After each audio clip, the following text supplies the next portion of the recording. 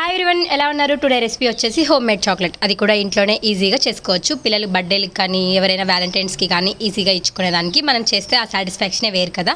దానికోసమే ఇక్కడ black compound and white compound రెండు తీసుకున్నాను. ఇక్కడ బ్లాక్ కాంపౌండ్ రెండు తీసుకుంటే వైట్ కాంపౌండ్ ఒకటి తీసుకున్నాను. అంటే 2:1 రేషియోలో తీసుకునేసి నీట్గా ఇలా చాప్ చేసుకొని పెట్టుకోవాలి. ఇక్కడ డబుల్ బాయిలర్ మెథడ్లో మనం చేసుకోవాలన్నమాట ఇదంతా.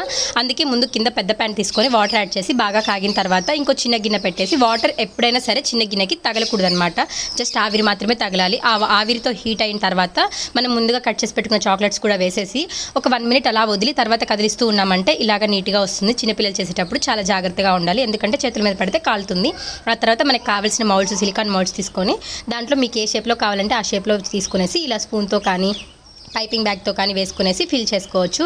మీకు ఒకవేళ బయట ఇస్తూ ప్రొఫెషనల్గా కావాలి అనుకుంటే ఇలా ఒక్కసారి పైన కట్టించామంటే నీట్గా బయట కొంటే ఎలా ఉంటాయో అలాగే వచ్చేస్తాయి. బట్ హెల్దీ, ఇది మన చేతుల మీదుగా కూడా చేస్తాం కదా.